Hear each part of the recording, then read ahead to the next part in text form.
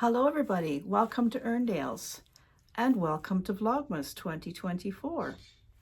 I wasn't sure that I was going to be able to pull this off. If you watched my last video, you would have seen that I've had some major computer issues. However, it's not been sorted out, but Gary's helping me by letting me use his computer a little bit.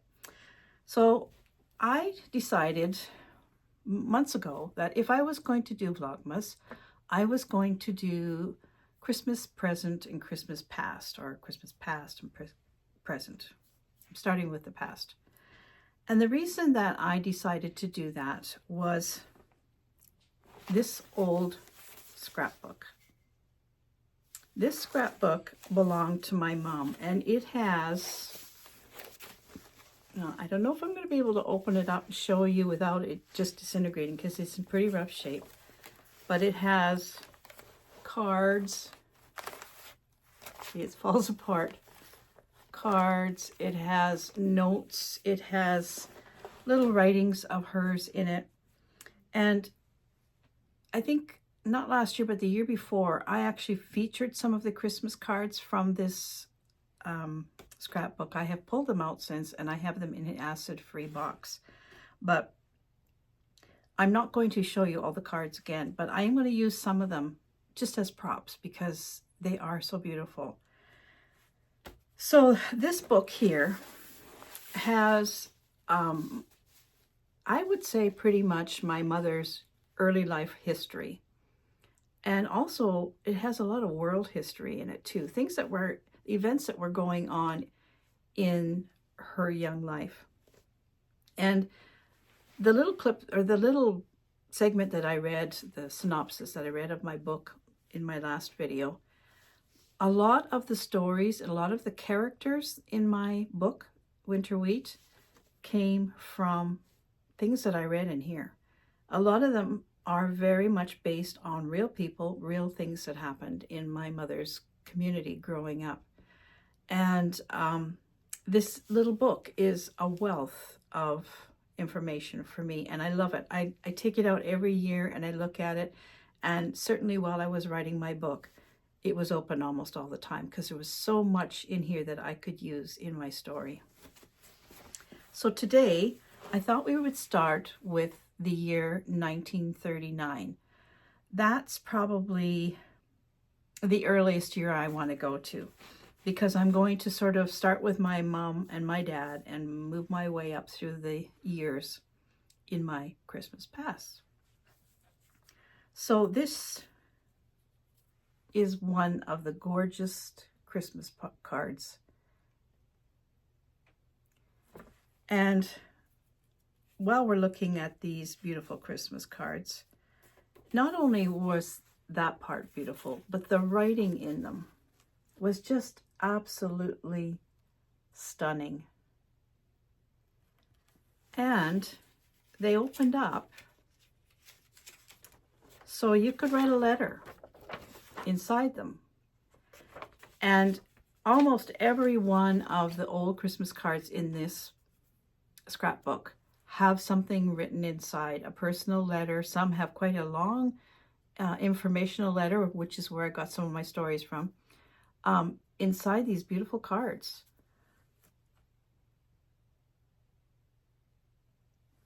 So my mom had there's not just Christmas cards in here. There's every kind of card you can imagine, but she wrote things as well. So in 1939, my mom was living at home on the farm with her parents and some of her 9 siblings. Some had been married and moved away. Where she grew up was a tiny little, it's not even a town, it was just a post stop for the train, I believe, called Waldersee, Manitoba. And she lived in a tiny little farmhouse. And in 1939 was the year that she met my dad. I believe they met at a dance. So she has written in this book, Christmas 1939, from my dad. It was the first Christmas that she had known him. From my dad, she got a box of cosmetics. By cosmetics, I would think that would have been face powder and perhaps lipstick, because really that's all she ever wore. I never knew her to wear any other kind of makeup in her life. And I think in 1939, or maybe some rouge too, I guess. That might have been in there too. So that's what she got from my dad in 1939. In 1940, things were ramping up with World War II. And she left home and went to Winnipeg and got a job at Eaton's store, big department store in Canada. And I don't know what department she worked in. However, I would imagine it was probably in ladies' clothing or something like that, because she was very much into fashion.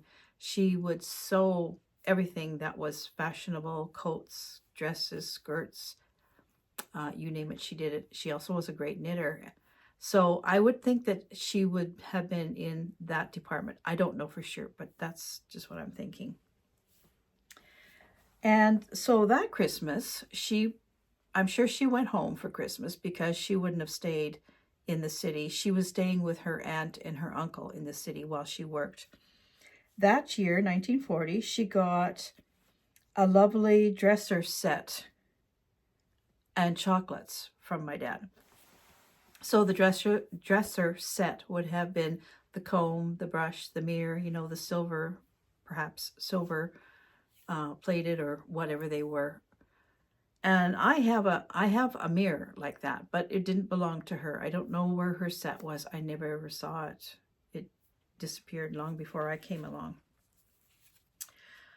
And then in 1941, well, I think actually it was late 40, my dad had a heart murmur, so he couldn't join the Air Force, the Army, or the Navy like some of his brothers did. So he went to Noranda, Quebec, where he worked in the nickel mine there. And that's sort of what people did who couldn't serve. They served in that way. They went and they worked in some industry that supported the war efforts. And so in 1941, by 1941, my parents had been engaged already, and Mom was still in Winnipeg working, and my dad was in Quebec. So she hopped on a train and she went to Quebec, Noranda, Quebec, and they were married the following month in January after Christmas. But in 1941, from my dad, she got a house coat and slippers, a box of handkerchiefs, a pair of silk stockings, a scarf, boy, he was really impressive, and a box of chocolates. And then they were married a couple weeks later.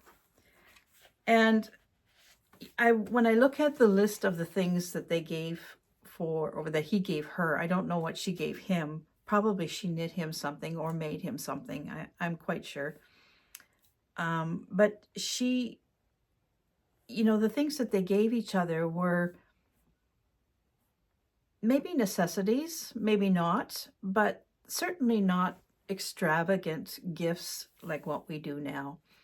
And in my mind's eye, I have a feeling of, I can't even explain it, joy in the things that she got, because everything that she would have got would have been something she would have used for sure. And wouldn't it be nice if we could go back to that kind of practice? So, of course, the war is raging. In 1942, my first brother, or my oldest brother, was born, Wayne. And by 1944, Christmas cards had really changed in looks. In 1943 and 44, Christmas cards were looking like this.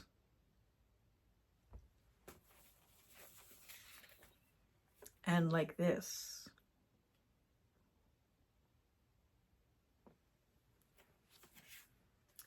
And like this.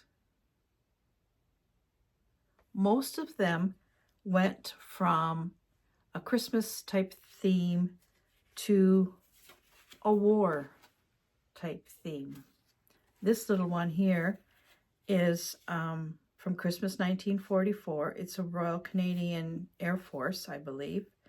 It was from my uncle, Scott, to my parents. But inside, it says, a village church, an English view, a place of beauty, a thought of you, the season's greetings from freedom's lair to those at home for whom we care. And look at the little picture.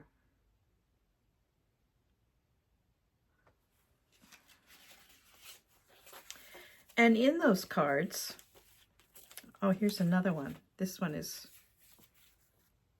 beautiful. It's got the crystal stuff on it. But inside the cards, the letters read a little bit differently than they did a few years before. And I'm going to read a letter to you from Christmas 1944.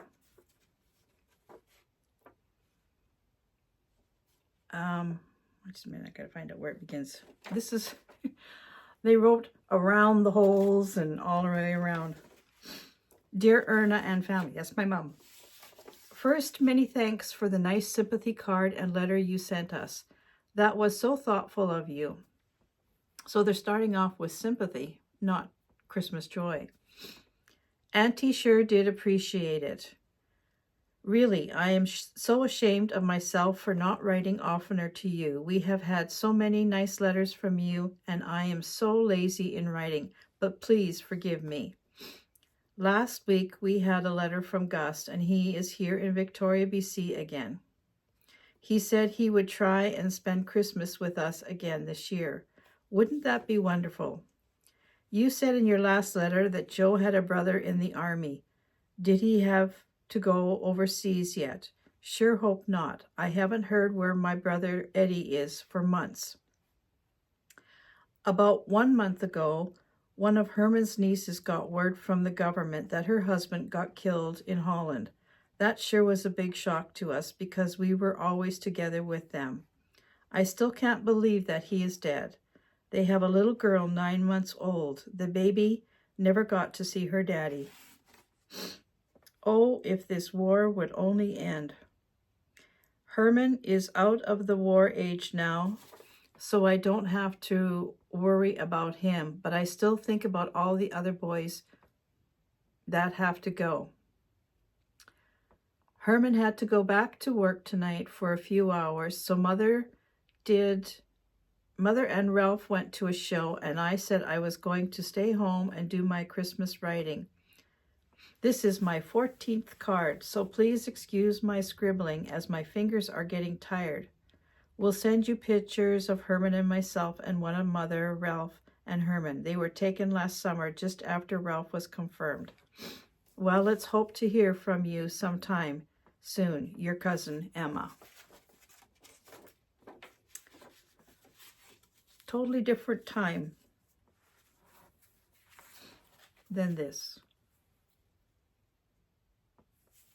This card says,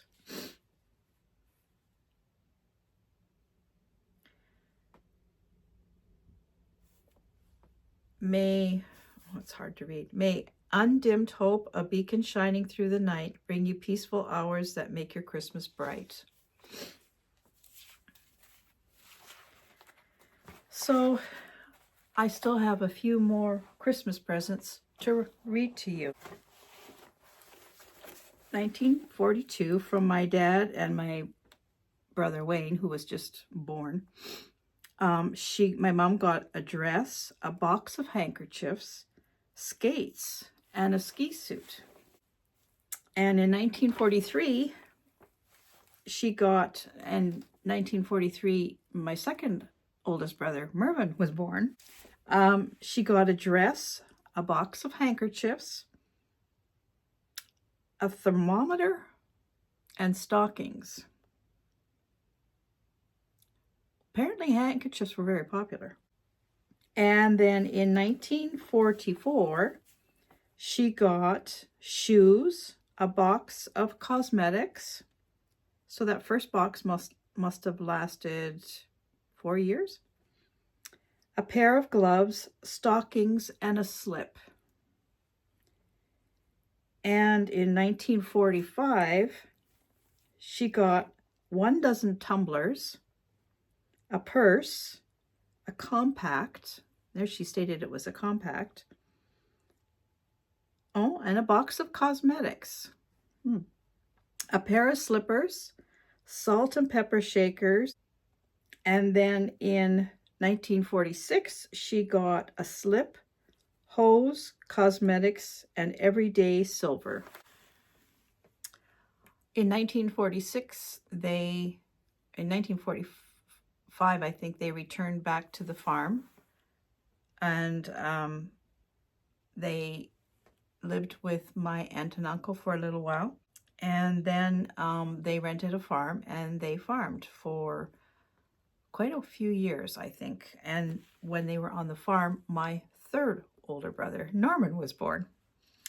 So that is Christmas past. And it warms my heart. I hope it warms your heart. We don't have to think of these type of Christmases anymore. But really, I think it's good for us to go back and think about it, because times have changed so much, and we have changed so much as people, that it's kind of nice to think about how things were. And Christmases past were quite beautiful. Even though the war was going on, Christmas had a really very special meaning at that time. So thank you for listening to my little story, and I will be back in a few days for another Christmas past. We will jump ahead into the 50s on the next one. Thank you so much for watching. I hope you enjoy this. I'll see you tomorrow for a Christmas present.